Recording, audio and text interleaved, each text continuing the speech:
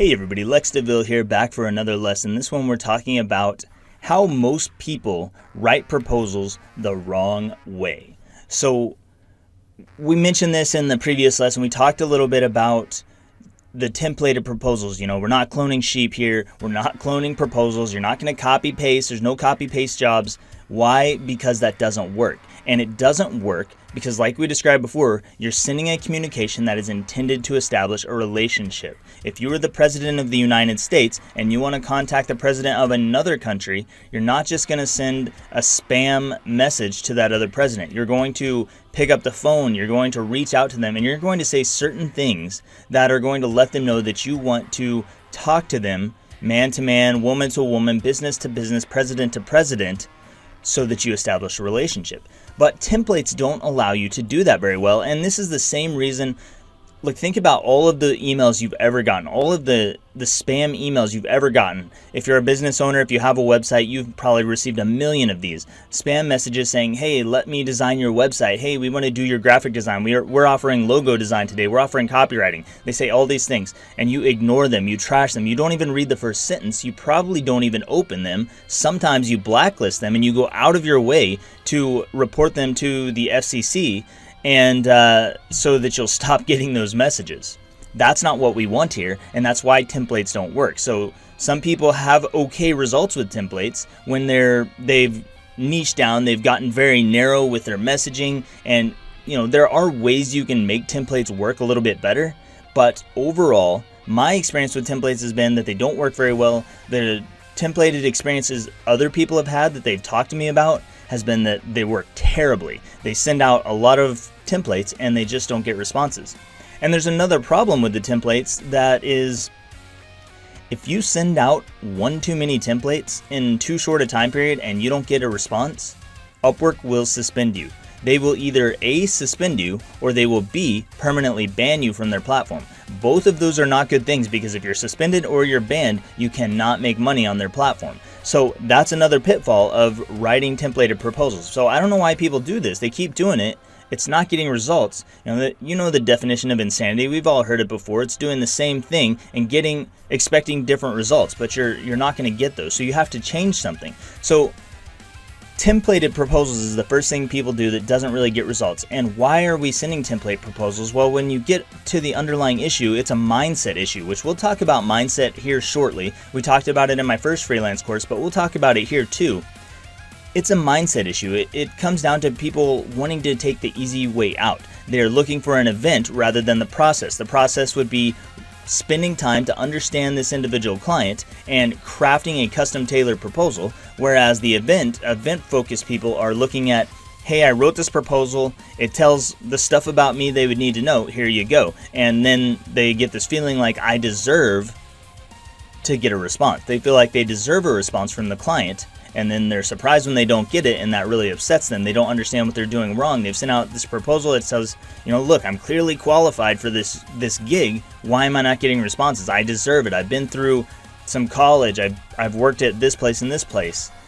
That's not going to work though.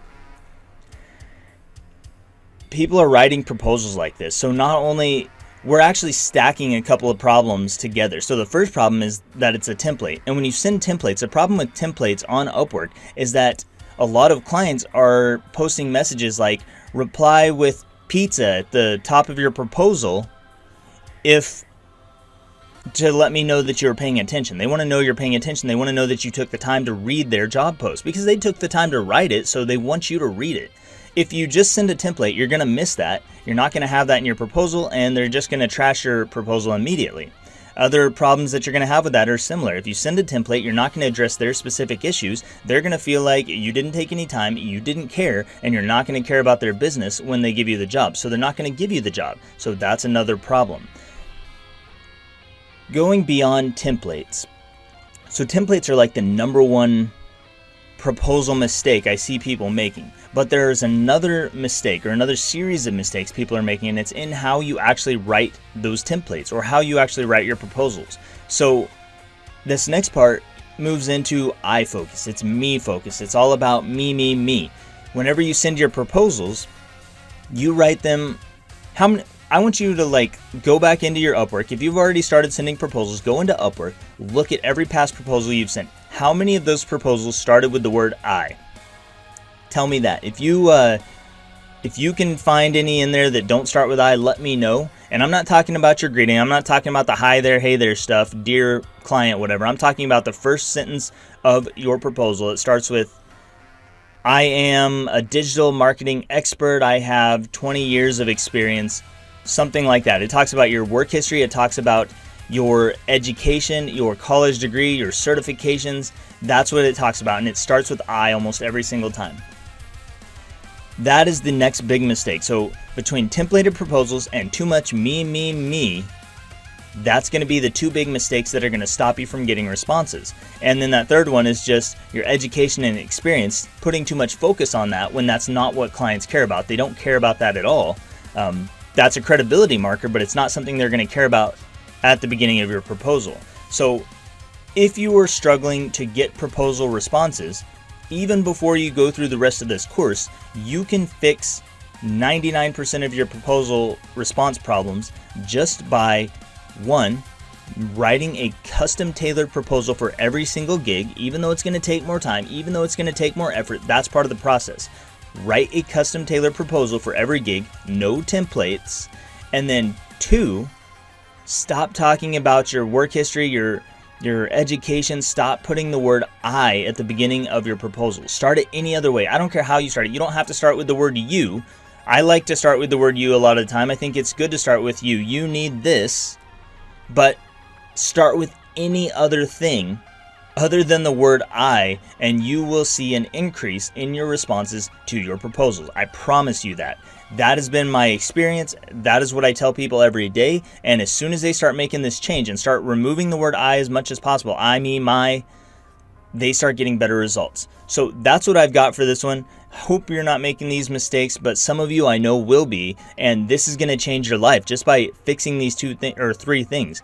Stop the templates. Stop using I so much, and stop talking about your education and work history. Nobody cares about that stuff. We'll get into what they do care about in another lesson coming up shortly, and then we'll also talk about the mindset you need going into this that is going to help you succeed. That's all I've got for this one, and I will see you in the next lesson.